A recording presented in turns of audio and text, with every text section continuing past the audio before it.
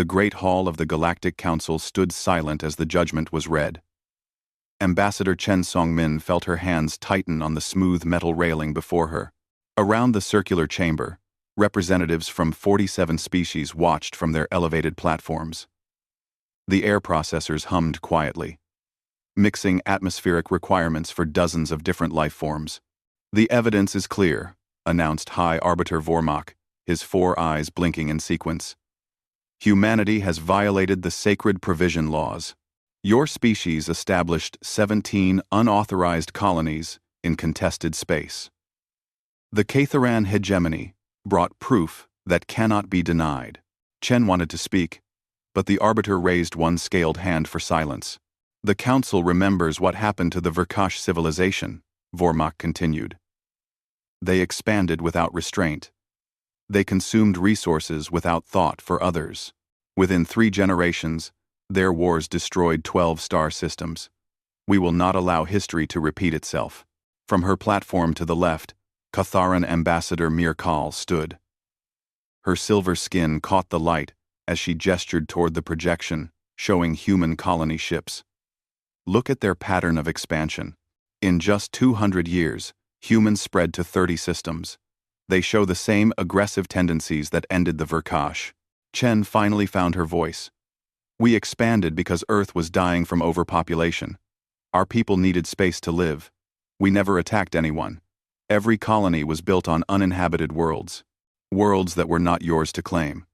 Mirkal replied coldly. "The Council decides who settles where. You ignored our authority. The Torvani matriarch, ancient even by her species' long-lived standards, spoke from her water-filled chamber. Her voice came through translators as bubbles. Vormak's expression was grave. Humanity will be quarantined to their home system. All off-world colonies must be evacuated within 1 solar cycle. Jump gates leading to Sol system will be deactivated. Humanity will remain isolated until they prove they can follow Council law." The chamber erupted in discussion. Some voices supported the decision. Others called it too harsh. Chen felt her world collapsing. "You cannot do this. Billions of humans live in those colonies. Where will they go? Earth cannot support them all." "That is humanity's problem to solve," Vormak said. "You should have considered consequences before breaking our laws." Chen stepped forward, her voice rising. "If you isolate us, you will regret this decision. Humanity has survived every challenge we ever faced. You are making a mistake." The Catharan ambassador laughed, a sound like breaking glass. "Is that a threat? Your species barely mastered faster than light travel 30 years ago. You have no military to speak of. Plaisk. Plaisk. Plaisk. Plaisk. You possess nothing we fear." Chen said nothing more. The vote was called. 41 species voted for quarantine. Only 6 voted against. Humanity's fate was sealed. 3 months later, Captain Yuki Tanaka stood on the bridge of the colony ship Perseverance, watching the evacuation orders scroll across her screen. Around her, the bridge crew worked in tense silence. Outside the viewports, the planet New Kyoto hung like a blue and green jewel. 50,000 humans called it home. Now, they had to leave. "Jumpgate Sierra 7 just went dark," reported her navigation officer. "That makes 12 gates closed in the past week." Yuki studied the star charts. The Council was systematically cutting off every route back to Earth. Soon, only one path would remain open, forcing all human ships through a single, monitored gateway. Her first officer, Marcus Webb, approached quietly. "Captain, we need to talk. In private." In her ready room, Marcus placed a data chip on her desk. 18 colony ships have not reported to the evacuation fleet. They are not heading back to Earth. Yuki picked up the chip, turning it over in her fingers. "Where are they going?" "Beyond Council space. Into the void beyond. The region the Council considers worthless." Yuki had heard of the void beyond. Space, where resources were scarce, where stellar radiation ran hot, where navigation was nearly impossible due to unstable jump points. No council species wanted it.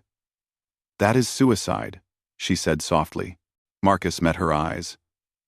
"Maybe. Or maybe it is survival. Earth cannot handle the returning population. We will have food riots within a year. Housing shortages. Disease. The council is sentencing billions to slow death. And you think we can survive in the void? I think we can try. The Perseverance has 5,000 people aboard. We have engineers, doctors, teachers, farmers. We have supplies meant to start a new colony. We can adapt." Yuki walked to her viewport, looking down at New Kyoto. Her crew had families on that planet. Children who knew no other home. The council will consider it an act of rebellion. The council already decided we are criminals. What do we have to lose? Yuki was silent for a long time. Finally, she turned back to Marcus. "Send a coded message to the other colony ships. Ask them where they stand. I will not order anyone to follow me into exile, but I will not lead my people back to Earth to slowly starve either."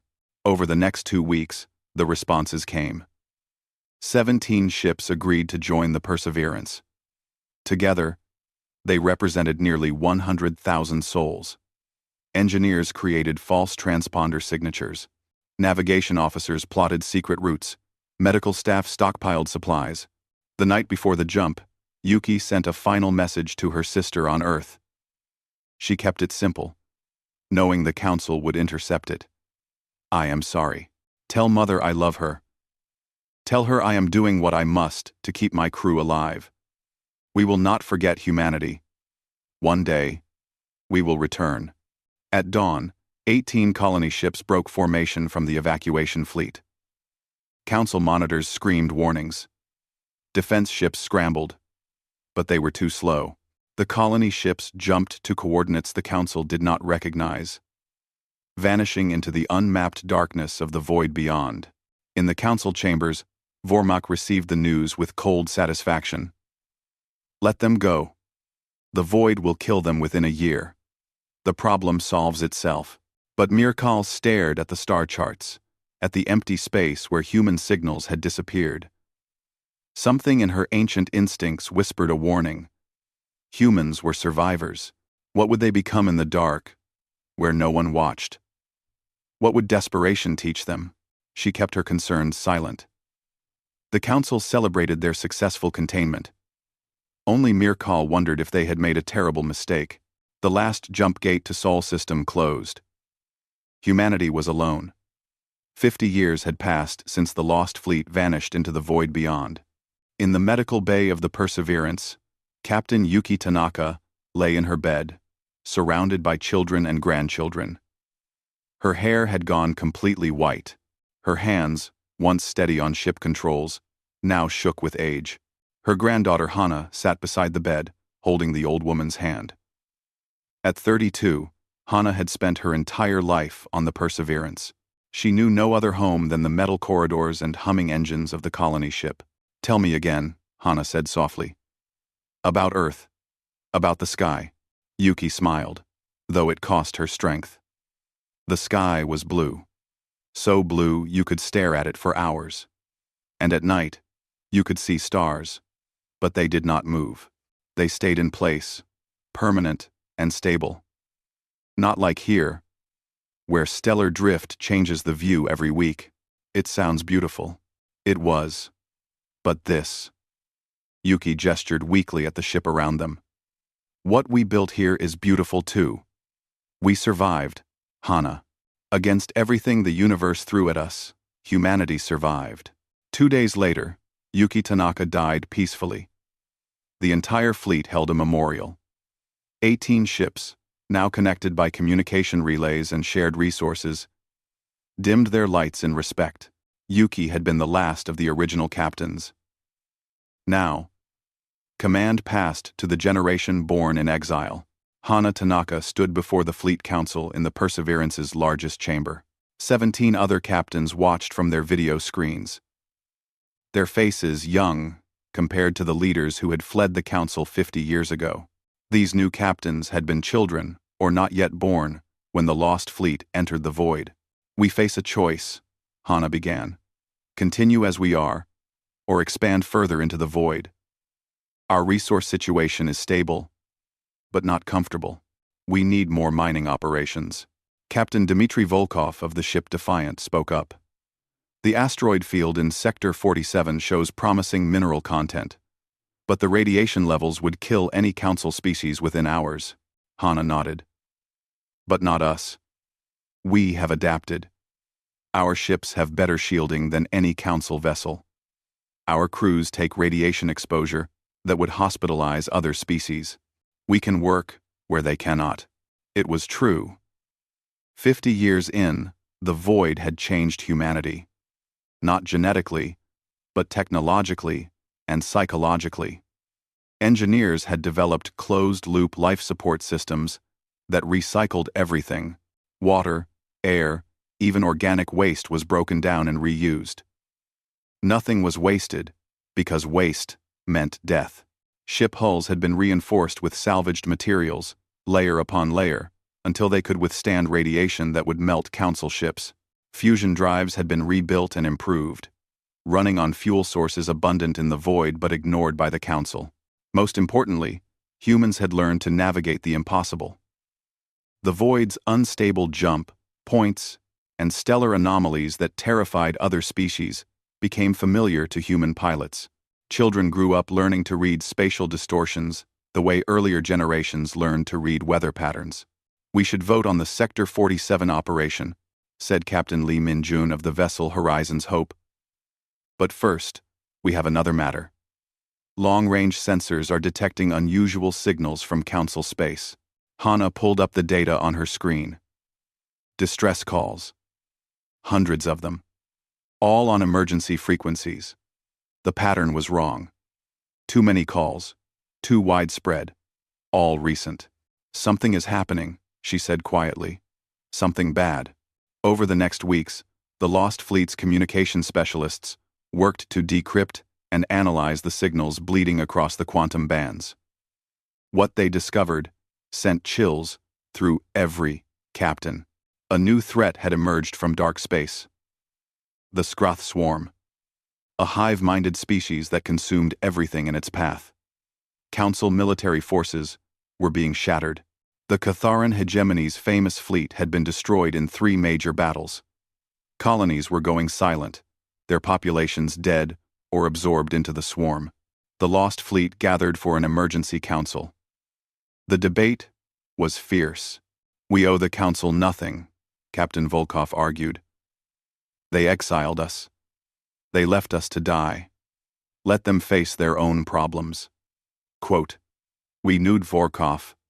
Quote for more. "Those distress calls are not from council politicians," Hana countered. "They are from civilians. From families. From children who never voted to exile us. If we return, the council might attack us," Captain Lee pointed out. "We are technically criminals. We defied the quarantine.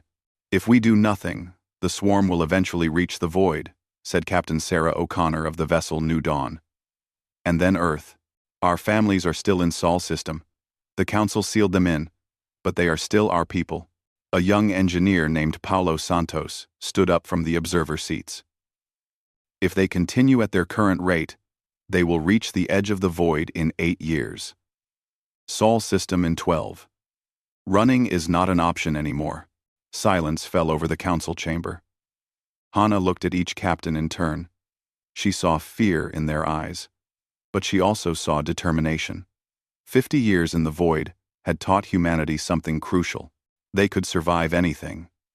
They could adapt to any environment. And they never abandoned their own. "We take a vote," Hana said. "All in favor of returning to council space to help fight the swarm."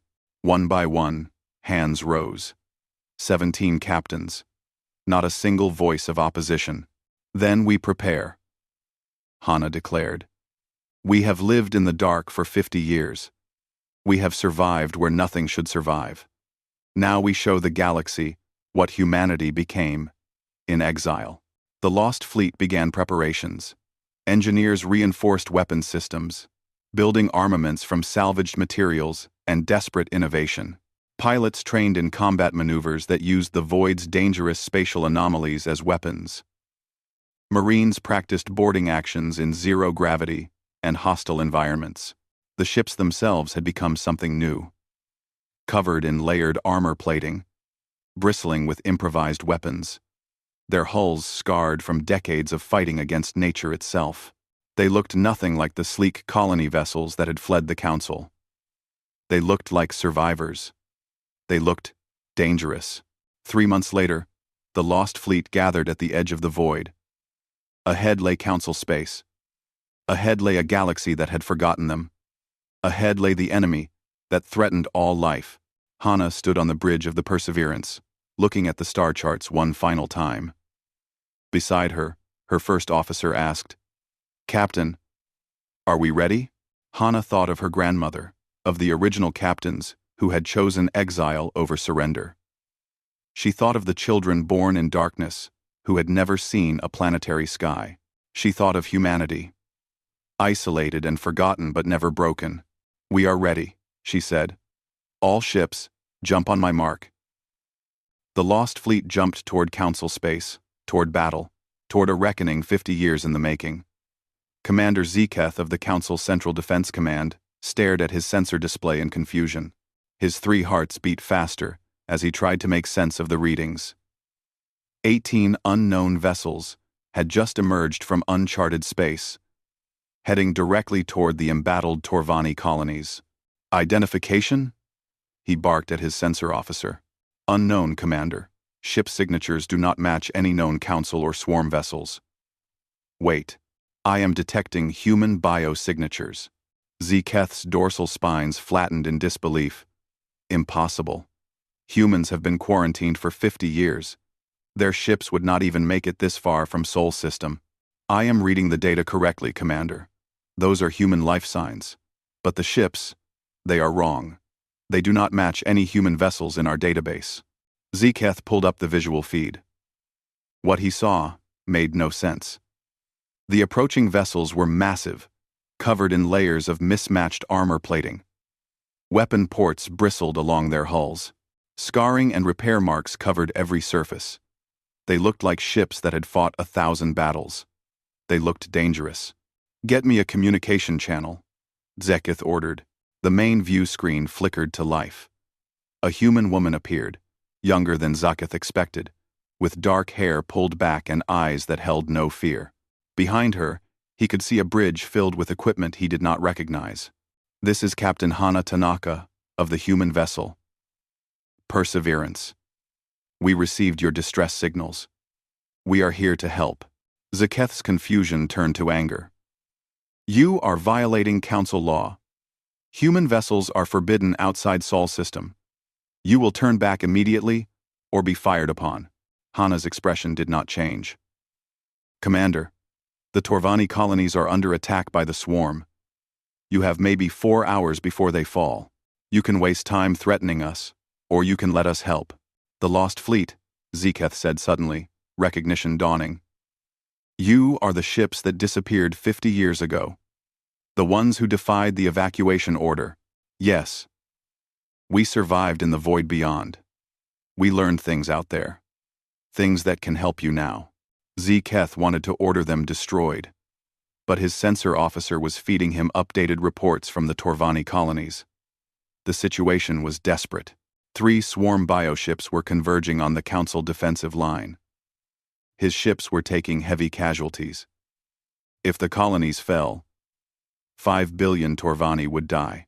"You have no authority here," Zeketh said, but his voice held less certainty. Hana leaned forward. "You are right. We have no authority. But we have something better. We have ships that can fight in conditions that would kill your crews. We have weapons you never imagined, because we built them from nothing. And we have people who spent 50 years learning how to survive impossible situations. So here is your choice. Commander, shoot us and lose the colonies. Or trust us and maybe, just maybe, save those 5 billion lives." Before Zeketh could respond, alarms shrieked across his bridge. The swarm had broken through the outer defensive line. Sign: 3 massive bioships, each larger than a council cruiser, were closing on the colonies. Council vessels scrambled to intercept, but Zeketh knew they would not make it in time. Then the Perseverance moved. Zeketh watched in shock as the human ship accelerated far faster than its size should allow. It did not angle for a weapons approach. It did not try to fire from distance. Instead, it charged directly at the lead swarm bioship, building impossible speed. "What are they doing?" his tactical officer shouted. "They are going to collide." The Perseverance struck the swarm bioship at full velocity. Its reinforced prow, designed to break asteroids in the void, tore through the organic hull like a blade through flesh. The bioship split in half, spilling atmosphere and biological matter into space. The Perseverance emerged from the other side, damaged but intact. Already turning for another attack run, the other Lost Fleet vessels joined the battle. Zeketh watched tactics he had never seen before. Human ships dove through debris fields that would rip Council vessels apart. They used the radiation from nearby stellar phenomena as weapons, herding swarm ships into zones of deadly energy. They coordinated with terrifying precision, each ship moving in perfect sync with the others. A swarm bioship fired acid projectiles at the human vessel Defiant. The ship's shields absorbed some hits, but others got through, burning into the hull. Zeketh expected the ship to retreat. Instead, it accelerated forward, coming so close to the bioship that their hulls nearly touched. At point-blank range, the Defiant fired every weapon it had. "Insane," Zeketh whispered. "They are all insane." His communication officer spoke urgently. "Commander, the humans are sending us tactical data. Battle plans, weak points in the swarm bioships, suggested attack formations." Zeketh pulled up the data. It was detailed, professional, and clearly based on extensive combat experience. "Integrate their tactics into our battle plan," he ordered. "All ships, coordinate with the human vessels." The battle turned into something brutal and desperate. A swarm boarding pod struck the Defiant, breaching its hull. Zeketh pulled up the internal feeds, expecting to see the human crew overwhelmed. Most Council species could not handle close combat. The psychological stress was too great. What he saw changed everything he thought he knew about humans. Human Marines met the swarm creatures in narrow corridors. They fought with weapons that sprayed fire and threw explosive charges. They moved like predators, coordinating with hand signals and covering each other with practiced efficiency. When a swarm creature grabbed one Marine, 2 others immediately shot it off him. When the Marines were forced to retreat, they did so in organized stages, never leaving anyone behind. "They are warriors," Zeketh said in wonder. "True warriors." The battle raged for 6 hours. Council ships and human vessels fought side by side, learning to coordinate despite their different tactics. The humans taught the Council forces to fight dirty, to use every advantage, to never give up, even when situations seemed hopeless. Finally, the second swarm bioship exploded under combined fire. The third, badly damaged, retreated into dark space. The colonies were saved. Zeketh's bridge fell silent as the magnitude of what happened settled in. They had won. They had actually defeated a major swarm attack. Because of the humans. Because of the Lost Fleet. Hana's face appeared on his view screen again. Her ship showed heavy damage. Fires burned in sections of the hull. But she was smiling. "Commander Zeketh," she said, "I think we need to talk. The Council exiled us 50 years ago. We were supposed to die in the dark. Instead, we learned how to survive. We learned how to fight. And when you needed help, we came back. Now, you have a choice to make. Do you treat us as enemies? Or do you recognize that the galaxy needs us?" Zeketh looked at his damage reports. 3 Council ships destroyed, 7 more heavily damaged. The human fleet had lost 3 vessels, but their sacrifice had saved billions. He thought about the tactics they had shared, the way they fought without fear, the way they never abandoned their fallen. "Captain Tanaka," he said slowly, "I am just a military commander. I do not have authority to change council law, but I will send a full report to the council chambers. I will tell them what I saw here today. I will tell them that humans are not the threat we feared. I will tell them that you are the defenders we need." Hana nodded. "That is all we ask. A chance to prove ourselves." After the communication ended, Zeketh sat in his command chair, staring at the starfield, where human ships now tended to rescue operations. They worked alongside council crews, pulling survivors from wreckage, offering medical assistance, sharing supplies. His tactical officer approached quietly. "Commander, the humans fought like nothing I have ever seen. How did they become such warriors?" Zeketh thought about the void beyond, about 50 years of survival in the harshest environment in known space, about generation after generation, learning to adapt or die, about a species that refused to give up even when abandoned by the entire galaxy. "We sent them to die," he said softly. "Instead, we created something extraordinary. We created survivors who became protectors. The Council needs to know what we did, and what these humans became because of it." The Lost Fleet held position near the Torvani colonies, awaiting the Council's response. Hana stood on her damaged bridge, looking at the casualty reports from the 3 lost ships. Over 2,000 humans dead, but 5 billion Torvani alive. Her first officer stood beside her. "Do you think the Council will accept us?" Hana did not know, but she knew humanity had proven something today. They had shown the galaxy that exile had not broken them. It had forged them into something stronger. "We will see," she said. "But whatever happens, we are not running anymore. We are here to stay." The council chamber had not seen a human presence in 50 years.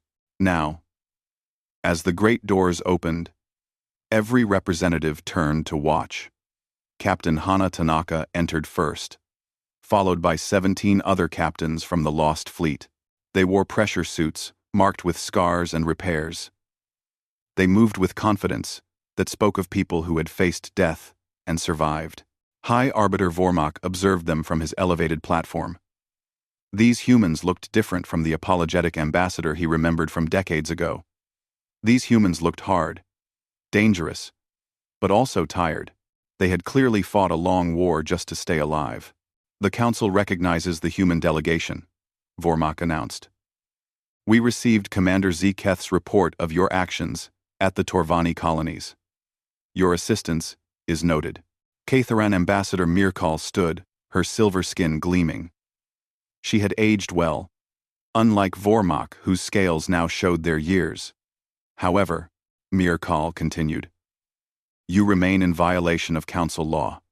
You defied the evacuation order 50 years ago.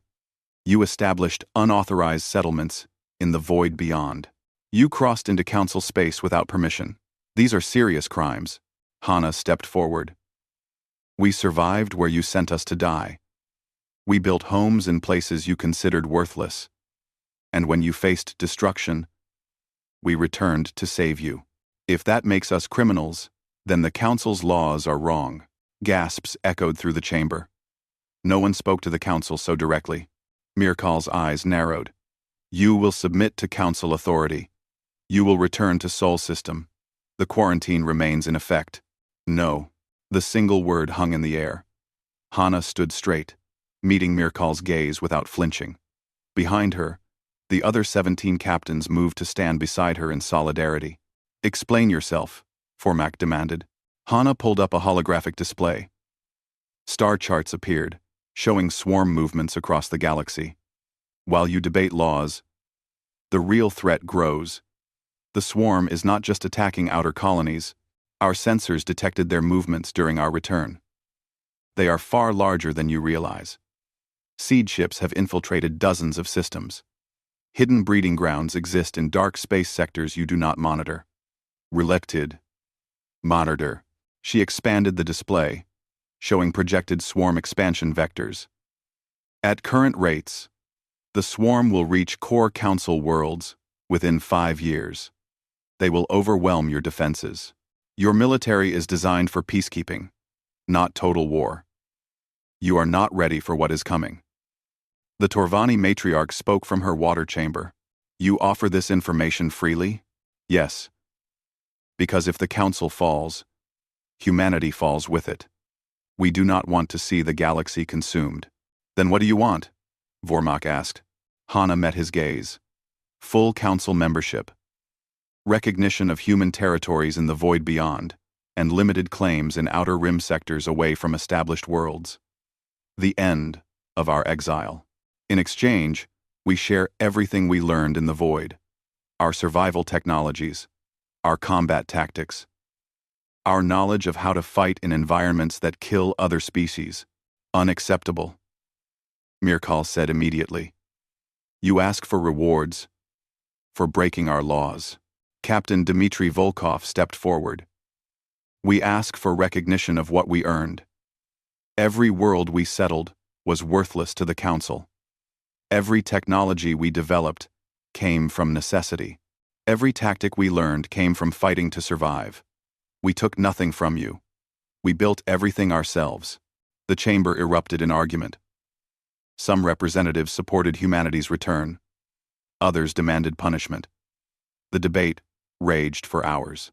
Hana stood silent through it all, letting the council tear itself apart over her people's fate. Finally, the Torvani matriarch raised a tentacle for silence. The humans saved my people. 5 billion Torvani live because the lost fleet chose to help us. That must count for something. They had ulterior motives, Mirkal argued. They want to force us to accept them. If they wanted to force anything, they could have, the matriarch replied. Commander Zeketh's report was clear. The human fleet has capabilities we do not. Their ships, their weapons, their tactics are all beyond our current understanding. If they wished to threaten us, we could not stop them. Instead, they offered help. That is the action of allies, not enemies. Vormak considered her words. Perhaps. But the question remains whether we can trust them. Hana opened her mouth to respond, but proximity alarms cut her off. Red lights flashed throughout the chamber. Emergency broadcasts filled every screen. A massive swarm force had emerged from jump space. Thousands of bioships, far more than any previous attack. They were heading directly for the Council homeworld. The invasion had begun. Panic spread through the chamber. Representatives shouted over each other. Defense forces scrambled. But everyone knew the truth. The Council homeworld's defenses could not hold against such numbers. Billions would die. Hana pulled up her communication device. Lost fleet. This is Tanaka. Emergency status. Prepare all vessels for combat. Authorization code. Perseverance. Omega. 7. Vormak stared at her. What are you doing? Saving you. Again. Hana typed rapidly on her device. Before we came here, we sent recall codes into the void. Every human settlement, every mining station, every outpost we built in 50 years. We told them that if we sent the emergency code, they should come to Council space. All of them. Council sensors began registering new contacts. Dozens at first, then hundreds. Human vessels emerged from jump space, surrounding the Council homeworld in a defensive formation. Ships of all sizes and configurations, mining vessels retrofitted with weapons, patrol craft designed for asteroid fields, colony transports converted into carriers, all scarred, all dangerous, all ready to fight. 300 human ships formed an outer defensive shell around the Council homeworld. You brought an invasion force, Mirkal accused, her voice shaking. No, Hana said firmly. We brought an army to defend you. Now get your forces coordinated with ours, or watch your homeworld burn. Your choice. Vormak made the decision in seconds. All Council forces. Coordinate with Human Fleet Command. Full cooperation. No restrictions. The battle for the Council homeworld became the largest engagement in galactic history. Swarm bioships crashed against human defensive lines, like waves against rock. Human vessels held positions that should have broken under such assault. They used every trick learned in the void, every desperate tactic, every hard-won advantage. Human fighters performed maneuvers that seemed impossible, their pilots enhanced with cybernetics developed where biological limits meant death. Human marines boarded swarm bioships, carrying weapons that used fire and explosives to devastating effect against organic vessels. Human commanders shared their tactical knowledge freely, teaching Council forces to fight with creativity and determination. The battle raged for 36 hours. Hana commanded from the Perseverance, coordinating 300 human ships and twice as many Council vessels. She slept in 4-hour shifts, ate ration bars at her station, and pushed herself past exhaustion. The tide began to turn when human intelligence identified the swarm's central hive mind ship, a massive bioconstruct that coordinated the entire attack. Destroying it would throw the swarm into confusion, but it was protected by hundreds of bioships. No attack could penetrate that defense. Captain Volkov volunteered. His ship, the Defiant, was already heavily damaged from the fighting. One ship. Fast approach. Ram the target. I can do this. Dmitri, no, Hana said. Find another way. There is no other way. You know that. This is what we do. We protect life, no matter the cost. Volkov did not wait for approval. The Defiant broke formation, accelerating to maximum speed. It dodged fire from dozens of bioships, its shields failing, its hull burning. But it did not stop. At the last moment, Volkov transmitted one final message. For humanity, for the galaxy, for every soul worth protecting. The Defiant struck the hive mind ship at full velocity. The explosion lit up the space for thousands of kilometers. When the light faded, both ships were gone. But the remaining swarm forces immediately fell into disarray, their coordination broken. Council and human forces pressed the advantage, destroying or driving off the confused bioships. By the time the battle ended, the swarm was in full retreat. The Council homeworld stood. But the cost was terrible. Hana read the casualty reports with a heavy heart. 73 human vessels destroyed, 40,000 humans dead. Captain Volkov, Captain Lee, Captain O'Connor. So many friends lost. But 500 billion Council citizens lived. The homeworld survived. In the aftermath, human rescue crews worked alongside Council forces. Hana watched through her view screen as human medics treated wounded Torvani with the same care they gave to humans. As human engineers helped repair Council ships. As human crews shared food and supplies with former adversaries. They see us differently now, her first officer said quietly. Hana nodded. We showed them who we really are. Not the monsters they feared. Not the criminals they judged. Just people trying to survive.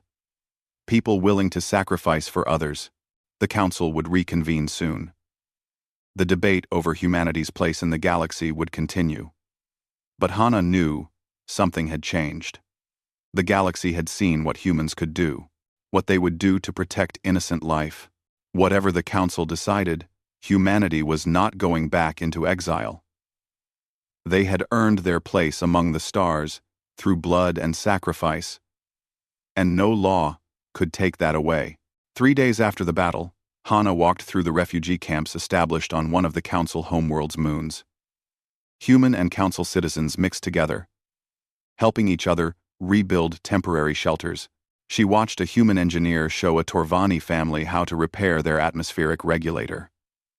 Nearby, a Council medic treated a young human girl's injuries with technology humanity had never seen before. The barriers between species were breaking down, not through laws or declarations, but through shared suffering and mutual aid. Captain Tanaka, Hana turned to find a young Torvani woman approaching nervously. Behind her stood 3 children, their skin still showing stress patterns from the recent trauma. Yes, I wanted to thank you. Your people saved us. When the swarm came, we thought we would die. But the human ships came. You protected us. The woman's voice broke. My family lives because of your sacrifice. Hana felt the weight of 40,000 dead pressing on her heart. Many humans gave their lives. Honor their memory by building a better future. The woman nodded, tears streaming down her face. She took her children and moved on. Hana stood still for a moment, feeling the enormity of what had happened to settle over her. 50 years of exile. 50 years of survival. And now, 50 years of pain and growth coming to this moment. The council reconvened in emergency session. This time, the chamber atmosphere was different. Representatives who had spoken against humanity before now sat silent. The Torvani delegation wore symbols of gratitude. Even the Ktharan section seemed subdued. Hana and her surviving captains entered the chamber. Only 12 captains remained from the 18 who had first arrived. The others had died in battle. Their empty places spoke louder than any words. High Arbiter Vormak addressed the assembly. The council must decide humanity's fate. Before we begin debate, I wish to share information that has come to our attention. Holographic displays activated throughout the chamber. They showed hidden human settlements scattered across the galaxy. Mining stations in asteroid fields the council had written off as worthless. Small colonies on high-radiation worlds no other species could tolerate. Habitats in nebulae that disrupted normal sensors. Dozens of installations the council never detected. Humanity did not just survive in the void beyond, Vormak said quietly. They expanded. They built civilization in places we never looked. Places we never imagined anyone could live. They have been among us for decades, and we never knew. Mirkal rose, her voice sharp. This proves they cannot be trusted. They established illegal settlements throughout council space. On worlds you abandoned, Hana countered. In environments you considered uninhabitable. We took nothing from you. We built on what you threw away. Those territories belong to the council by law, Mirkal insisted. Then show me the colony on the radiation-soaked moon of Garvex. Show me the settlement you built in the Flame Nebula. Show me the mining operation in the Shattered Belt. Hana's voice grew harder. You cannot. Because no council species can survive in those places. But humans can. We learned how. And we made homes there because you left us no choice. Captain Ming Chen, one of the surviving Lost Fleet commanders, stepped forward. You exiled us 50 years ago. You expected us to die quietly. Instead, we thrived. We built a civilization that exists in the spaces between your worlds. We created technology you never imagined. And when you needed us, we came to help. Now you want to punish us for surviving? The chamber fell silent. Finally, the Torvani matriarch spoke. The law is clear. These settlements are illegal. But the law was written when we believed humans were a threat. Recent events suggest otherwise. They remain dangerous, Mirkal argued, though her voice held less certainty than before. Dangerous to enemies, perhaps, the matriarch replied. But they saved 5 billion of my people. They lost 40,000 of their own doing so. That is not the behavior of conquerors. That is the behavior of protectors. Vormak raised a hand for order. Ambassador Mirkal, I understand your concerns. The Ktharan hegemony has always valued order and law. But we face an existential crisis. The swarm will return. Probably in greater numbers. We need humanity's help to survive. The question is not whether humans broke old laws. The question is whether we can afford to reject them now. Mirkal sat down slowly. For the first time in 50 years, she looked uncertain. The debate continued for hours. Representatives argued every angle. Finally, Mirkal requested the floor again. Everyone expected her to speak against humanity. Instead, she surprised them all. "I led the effort to exile humanity 50 years ago," she began. "I believed they were a threat. I convinced this council to quarantine them. I thought we were preventing another Verkash disaster." She paused, her silver skin dulling with what might have been shame. "I was wrong. Humans are not the Verkash. They expand not through conquest, but through adaptation. They survive not by destroying others, but by enduring what others cannot. And when given the choice between revenge and rescue, they chose to save us. I was wrong about humanity. Perhaps it is time the Council admits its mistake as well." 2. R. The chamber erupted in discussion. Mirkal, humanity's greatest opponent, had just spoken in their favor. Vormak called for a vote on a new proposal. Humanity would receive full council membership. Their territories in the void beyond would be recognized. Limited settlement rights would be granted in outer rim sectors, with the requirement that human colonies avoid worlds claimed or desired by other species. In exchange, humanity would share their survival technologies and serve as rapid response forces for council defense. The vote was called. This time, it was not even close. 38 species voted in favor. Only 4 voted against. Humanity was officially welcomed into the Galactic Council. Hana felt tears threaten but held them back. 50 years. 50 years of exile, survival, and sacrifice had led to this moment.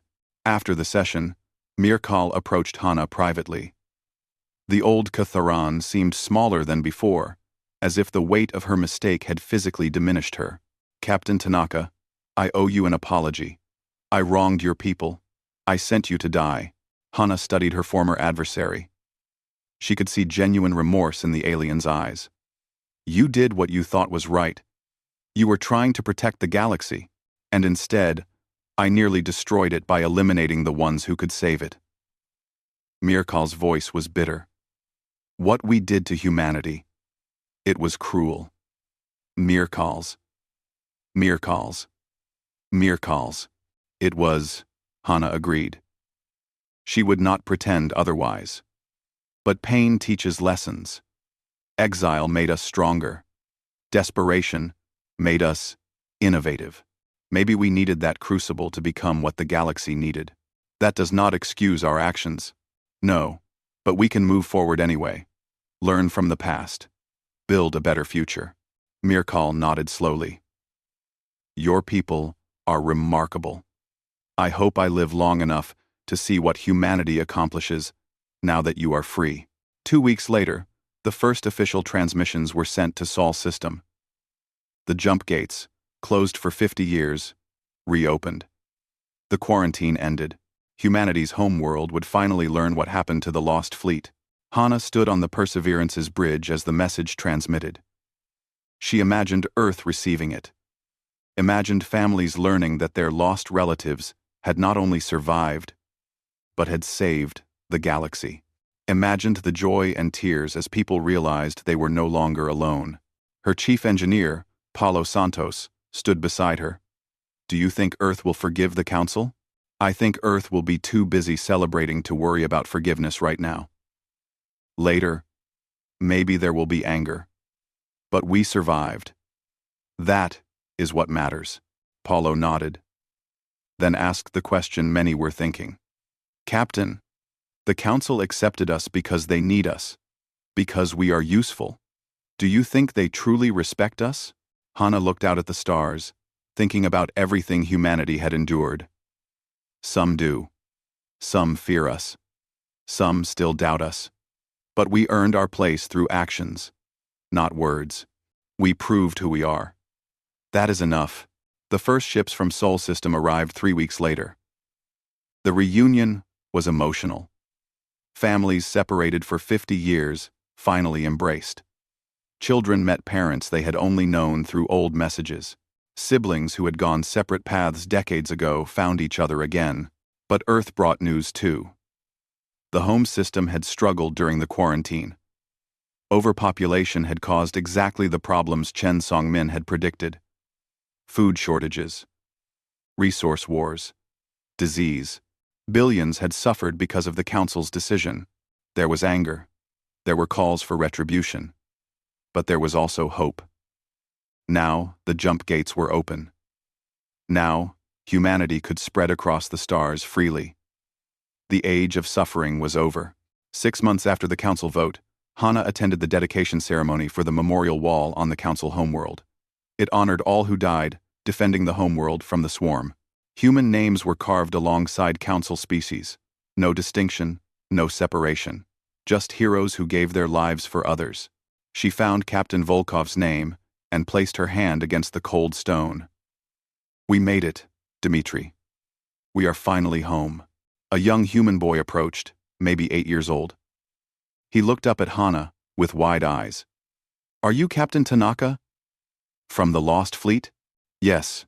My teacher said you saved the galaxy. Is that true?" Hana smiled sadly. "Many people saved the galaxy.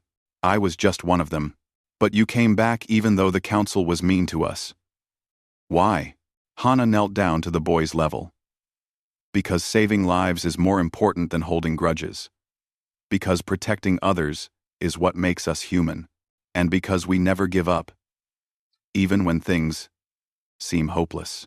The boy nodded seriously. "When I grow up, I want to be like you." After he left, Hana's first officer joined her at the wall. "The first Joint Council human expedition departs tomorrow. They are going after the remaining swarm forces in deep space. You were invited to lead it." Hana shook her head. "I am tired. I have been fighting for 50 years. Time for the next generation to lead. What will you do?" Hana thought about it. "Maybe I will visit Earth. See the blue sky my grandmother told me about. Stand under stars that do not move. Feel solid ground beneath my feet." She smiled. "Maybe I will just rest for a while." They stood together at the memorial, watching Council and human citizens pass by. Some stopped to read names. Some cried. Some simply stood in respectful silence. The species mixed freely now, learning about each other, building friendships, creating something new. "We did it," her first officer said quietly. "We survived. We saved them. We earned our place." "Yes," Hana agreed. "We were doomed to die alone in space. Instead, we reclaimed the galaxy by force of will and strength of character. Not through conquest, but through sacrifice. Not through destruction, but through protection. We showed them who humanity truly is." She looked up at the stars, thinking about the lost fleet, about 50 years in the dark, about every hard choice and desperate fight, about the price of survival and the cost of victory. "Humanity never gives up," she said softly. "They tried to make us disappear. Instead, we became the galaxy's salvation. Let history remember that. Let the universe know that when you push humans into darkness, we learn to make that darkness our home. And when you need us most, we will return to stand between you and oblivion." The memorial stood silent, its names a testament to sacrifice. Above, ships from a dozen species moved through orbital space, human vessels among them, not invaders, not conquerors, just humans. Finally home, among the stars where they belonged. The exile was over. The age of humanity had begun.